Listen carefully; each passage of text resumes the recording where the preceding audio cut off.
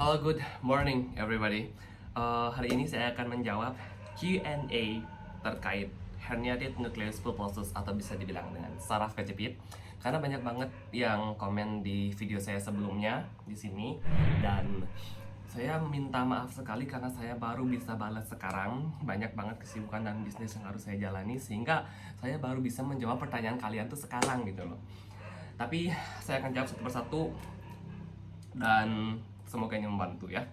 Let's go. Kita pertama dari Sukren Lalu. Oke, Sukren Lalu nanya di mana operasinya Bli? Nah, Bli, saya operasinya itu di RSUD Tabanan. Oke, sebelumnya dikasih ibu, terus perawatannya dikasih ibu, MRI-nya dikasih ibu, lalu untuk tindakan operasinya itu di RSUD Tabanan. Lalu yang kedua ada EJ Nurjana. Pinggang saya sakit, tulangnya ada yang menggeser. Mau dioperasi nggak ada biaya. Saya udah lama sakitnya hampir 2 tahunan. Suka terapi, renang tapi masih sakit katanya. Oke, untuk EJ Nurjana, itu pinggangnya rasanya sakit, tulangnya ada yang menggeser.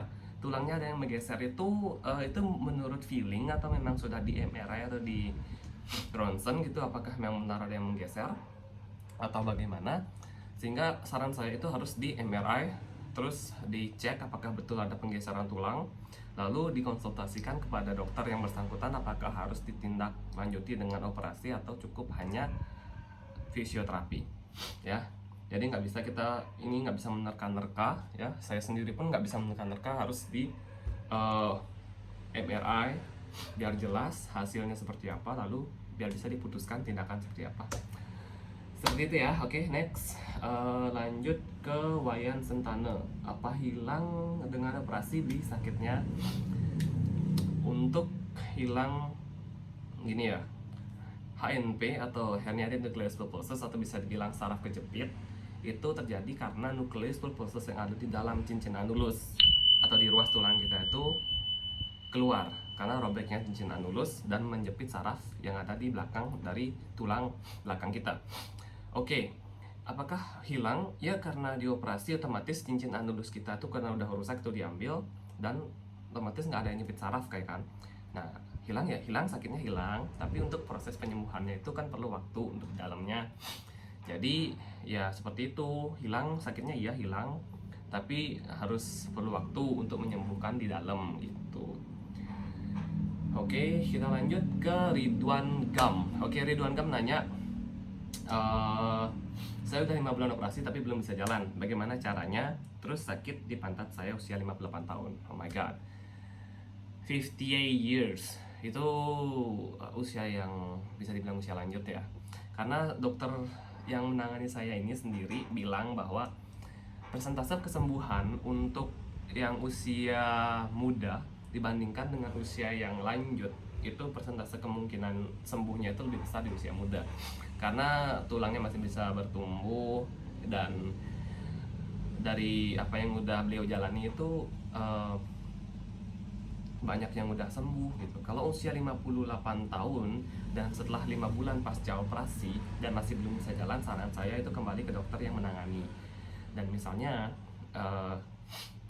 kalian ke sana itu harus konsultasi dan nyatakan bahwa sudah 5 bulan tapi kondisinya seperti ini, harus MRI ulang kah ataukah, karena ada kasus di rumah sakit yang menangani saya itu ada sampai dioperasi ulang gitu loh, karena satu dan lain hal mungkin ya kita kan nggak tahu ya, mungkin dibilangin nggak boleh membungkuk dulu, terus nggak boleh gini dulu, tiba-tiba itu terjadi dan belum bagus tulangnya itu menyatu, belum bagus itu sembuh, udah bergeser ya harus diperbaiki lagi gitu.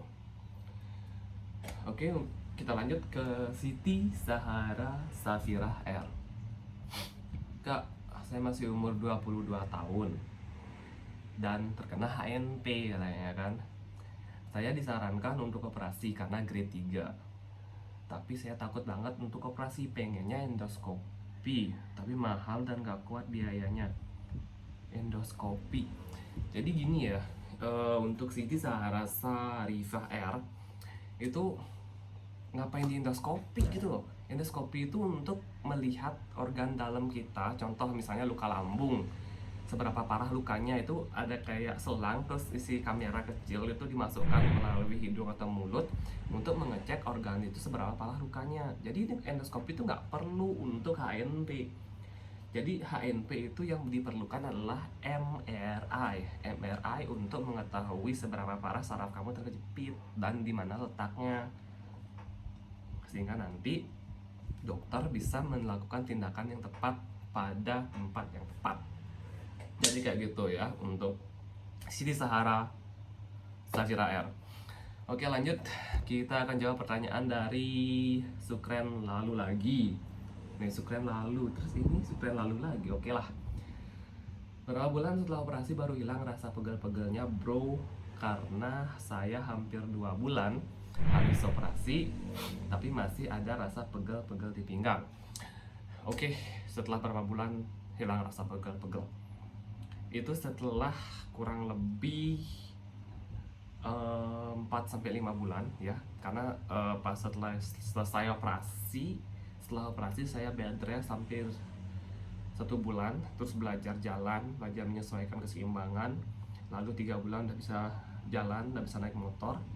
Pegelnya masih ada dikit-dikit sampai ya 5-6 bulanan itu udah nggak kerasa lagi. Jadi ya kurang lebih 5-6 bulan ya kita udah nggak ngerasa pegel-pegelnya lagi, selama kita nggak melanggar dari apa yang diperintahkan dokter, mana yang boleh, mana yang enggak.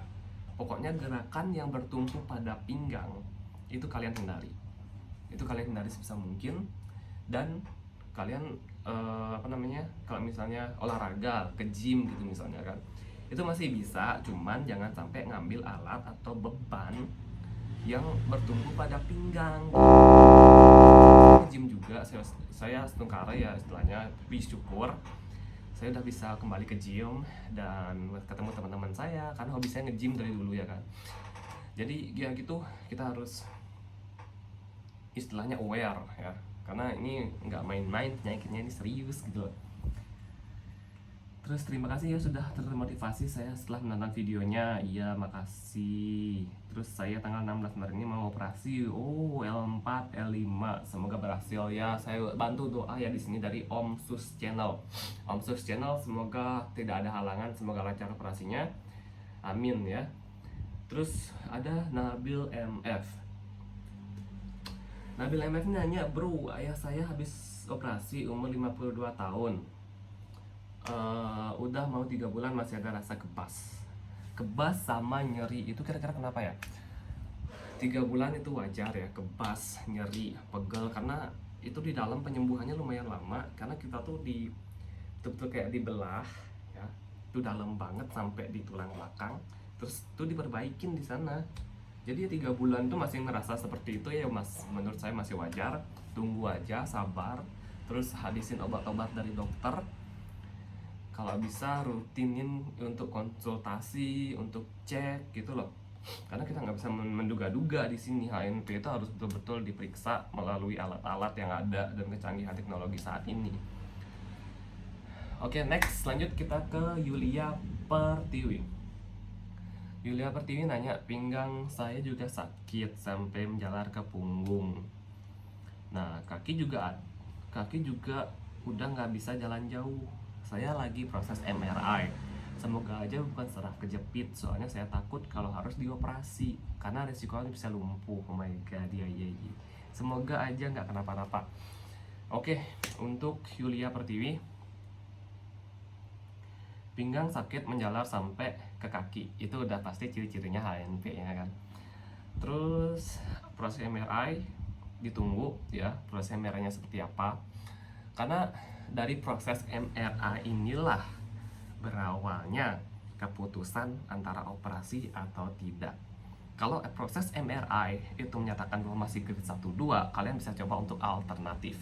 Tapi kalau proses MRI itu udah mencapai level 3-4, kalian bisa coba alternatif, itu mungkin dikasih waktu 1 bulan, 1,5 bulan, dan jangan lama-lama, karena kalau terlalu lama nanti itu nukleus pulposusnya itu nempel di saraf kalian, dan kalau udah lambat dioperasi itu nanti saraf kalian nanti robek gitu, dan saraf itu tidak bisa meregenerasi. Catat ya, saraf tidak bisa meregenerasi setelah umur berapa ya, dulu aku dikasih tahu sama dokter 2 tahun ya, setelah umur 2 tahun tuh nggak bisa meregenerasi.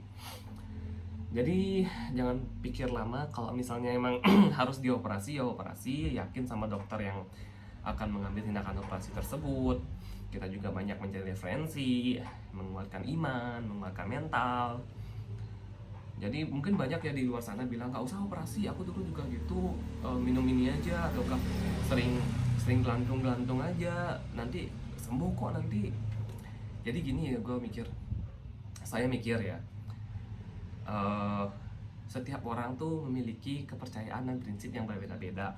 Ada yang berdasarkan teoritis, ada yang berdasarkan kajian yang sudah terjadi atau kajian empiris gitu. Itu kan istilahnya hak setiap orang. Mungkin banyak yang care sama saya dulu sehingga menyatakan ngasih saran, Rah nggak usah operasi, Rah takut nanti gini gini gini, orang saya punya ini keluarga operasi sekarang lumpuh sekarang gini. Jadi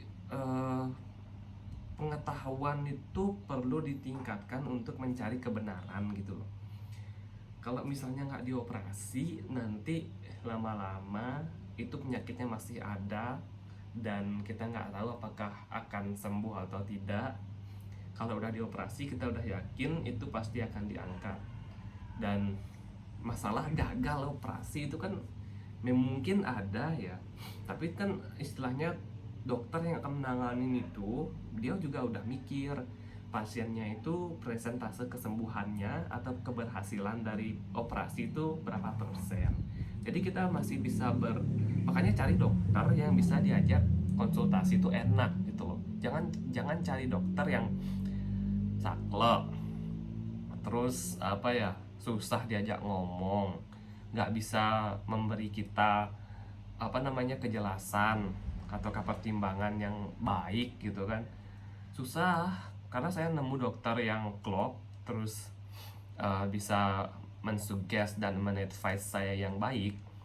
Jadi saya pun yakin gitu loh, karena penyakit ini memang harus dioperasi karena udah grade-nya 3 dan 4 gitu. Bagi saya kalau memang kembali ke faktor nasib dan takdir, kalau misalnya memang lumpuh ya mau gimana lagi, lama-lama juga kalau nggak dioperasi one day who knows gitu, siapa yang tahu apakah kalian akan selamat atau tidak. Jadi bagi saya, if you should to get surgery. Oke guys, kita lanjut pertanyaan selanjutnya dari Jordan Sitepu.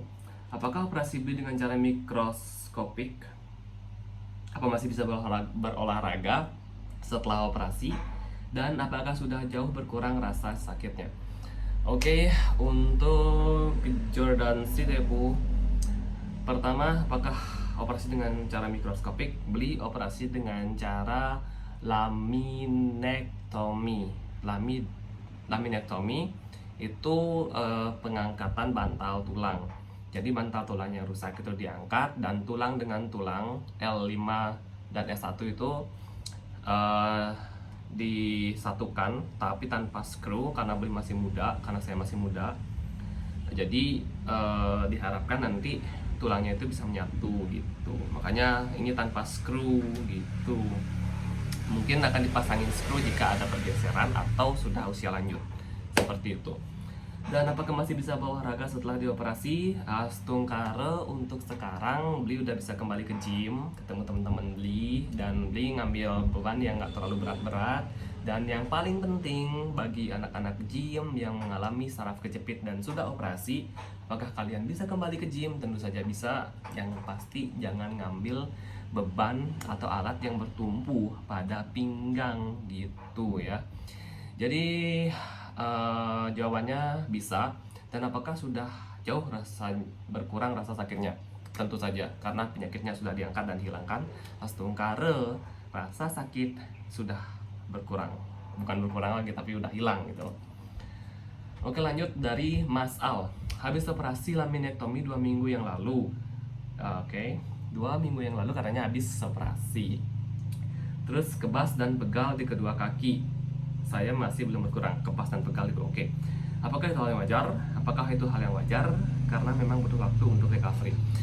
Oke, untuk Mas Al, itu hal yang wajar karena kebas, kesemutan, atau tebal di pinggir-pinggiran telapak kaki yang mungkin contoh kalau saya di kiri ya, kalau Mas Al nggak tahu di kanan atau di kiri, itu masih kerasa kayak tebel, terus kayak masih kebas, itu ya wajar.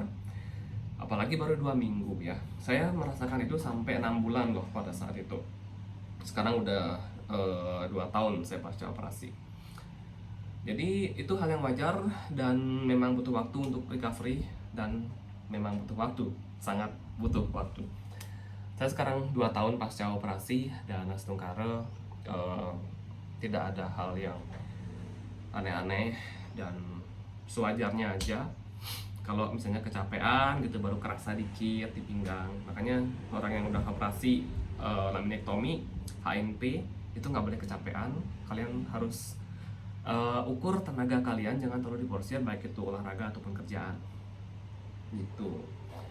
Oke, lanjut kita jawab pertanyaan dari Mawar Meiriska R. Banyak banget yang nggak tahu nih, mungkin R-nya mungkin ada siapa gitu ya. Oke, salam. Boleh tanya kena HNP-nya di posisi mana dan operasi dengan metode PELD atau tidak. Saya kena HNP di L4, L5, S1. Waduh, 3 nih ya. Dan dokter sudah merujuk untuk operasi katanya, karena fisioterapi tidak mengurangi keluhan. Tapi operasi bukan dengan metode PELD. Saya masih ragu karena takut dengan risiko terburuknya. Terima kasih. Oke, saya akan jawab. Untuk Mawar Meriska, salam balik ya. Saya sendiri posisinya itu di L5S1 dan saya operasi dengan cara laminektomi. Jadi bukan PLDD atau PELD. Saya tahu itu PLD itu ada di Jakarta dan saya udah review biaya-biayanya. Dan bagi kalian yang memiliki uang lebih, kalian bisa coba itu ya, karena itu itu sedikit luka dan katanya one night care gitu. Mungkin bisa coba itu if you have money to get that surgery. Kalau saya, karena saya pakai BPJS gitu ya kan, jadi saya menjalani operasi laminektomi dan udah 2 tahun Astungkare. Puji syukur itu tidak ada masalah dan saya selamat. Untuk L4, L5, S1 itu ada 3 titik yang harus dibenahi. L4, L5, terus S1 itu kurang lebih ada 2 bantalan yang akan diangkat jika memang itu HNP yang udah grade 3. Fisioterapi tidak mengurangi keluhan, jelas, karena mungkin grade Anda itu udah grade yang tinggi sama seperti saya. Tapi operasi bukan dengan metode itu, masih ragu dan takut. Nah, banyak masyarakat yang masih ragu dan takut untuk menjalani operasi tersebut karena ya kembali lagi ke pengetahuan itu sendiri. Bukannya saya bilang itu masyarakat itu gimana ya, gue bilang ya harus dipelajari gitu loh, dipelajari. Kalau saya misalnya contoh nih, saya nih kena HNP, saya dari awal tuh saya cari apa sih itu HNP, terus gimana kok bisa kena, penanganannya seperti apa, kalau dioperasi bagaimana, resiko terburuk yang pernah ada bagaimana, terus bukan hanya resiko buruknya, kalau baiknya tuh seperti apa. Jadi itu kita istilahnya tuh mencari ya, saya gali terus sampai saya tuh meyakinkan diri sendiri untuk ya harus operasi. Kalau mau sembuh harus operasi gitu ya. Masih ragu dan takut ke risiko terburuknya, ya kembali lagi cari dokter yang memang sudah memiliki track record yang bagus untuk menangani HNP. Kalau misalnya masih ragu, cari yang betul-betul klop sama Anda, yang bisa meyakinkan Anda, yang bisa ngomongnya tuh udah kayak temen lah istilahnya ya, nggak kayak formal-formal gitu. Karena dokter yang menangani saya ini pro banget ya, dalam artian ya beliau juga masih muda dan udah banyak menangani HNP dan banyak yang sembuh, udah banyak bukti juga. Jadi ya kembali ke faktor nasib nanti ya, dan banyak-banyak berdoa seperti yang saya bilang di video saya sebelumnya, banyak-banyak berdoa ya, bertobat, memaafkan ya gitu ya. Karena sebelum menjalani operasi ini itu baik siapapun sehebat apapun itu mentalnya pasti kena, dalam artian mentalnya itu pasti antara, soalnya betul-betul ya itu resikonya itu besar juga, tapi kalau misalnya kemungkinan sembuhnya besar ya kenapa tidak. Risiko yang besar itu berlaku untuk orang-orang yang udah terlanjur lambat operasi, terlalu lama didiemin, terus nukleus pulposusnya itu terlanjur nempel sama sarafnya, nah itu risikonya besar. Tapi kalau kalian baru kena, terus dokternya juga menyarankan untuk operasi, ya kenapa kalian nggak ambil gitu loh. Yang penting ingat presentase kesembuhan, itu harus kalian tanyakan. Dan presentase keberhasilan dari operasi tersebut. Oke, next kita akan jawab dari Mirza Devriandi. Pasca operasi apa masih bisa setir mobil, Mas? Astung karena saya masih bisa nyetir. Dan gimana ya? Nyetir mobil nggak ada masalah pokoknya kalau setelah operasi HNP istirahat 6 bulan atau mungkin setahun ya bisa jalan dan normal gitu loh, menyetir mobil aman lah. Oke, next kita ke Fahresa. Metode bedah apa yang dipakai? MAD, PLDD, PLD atau konvensional? Konvensional. Klik, lanjut. Untuk siapa sih nih? Agustino Hack. Oke, Agustino Hack. Wah, senasib kita bro, baru aja operasi HNP juga. Bagus, kontennya bisa memotivasi teman-teman yang kena HNP, terutama buat teman-teman di Bali. Lanjut, sukses terus. Oke. Terima kasih untuk Justino Hack. Dan jika baru selesai operasi ini 1 bulan lalu, mungkin masih recovery ya, masih recovery. Yang penting makan, minum yang sehat. Terus obatnya juga penahan rasa sakitnya itu harus disesuaikan ya. Mungkin kalian bisa, kalau kalian cocok dengan obat yang generik, kalian bisa pakai generik. Kalau kayak saya nggak, karena saya ada alergi dengan asam afenamat, saya alergi neuralgin, saya alergi dengan cefixim. Jadi dokter tuh bingung nggak sih obat penahan rasa sakit yang baik gitu loh, karena itu semua obat penahan rasa sakit terutama asam afenamat, dan saya alergi akan hal yang mengandung akan hal itu, jadi saya dikasih sinkronik gitu, dan itu obat paten jadi saya harus beli sendiri ya. Kayak gitu kita harus menyesuaikan obat-obat yang cocok sama kita. Terus di bawahnya ada gimana sekarang kondisinya Astung Kara, sehat walafiat? Puji syukur saya sehat dan saya udah bisa kembali ke gym, ketemu teman-teman, terus bisa menjalani bisnis sekarang ya. Ya Astung Kara pokoknya sehat. Oke, saya rasa cuman 47 komen. Ya pokoknya saya udah jawab semua komen kalian. Jika ada hal yang ingin kalian tanyakan seputaran HNP, pasca operasi, apakah sebelum operasi, apa yang harus dipersiapkan dan lain sebagainya, maybe in the next content I will make that. Tapi kalian bisa komen lagi di bawah untuk apa yang kalian mau tanyakan dan apa yang harus saya buat untuk dari konten selanjutnya. Oke, thank you so much for watching and don't forget to like, comment, and subscribe this channel karena saya baru mulai juga ini ya untuk di YouTube, kembali ke YouTube. And see you to the next video. Goodbye.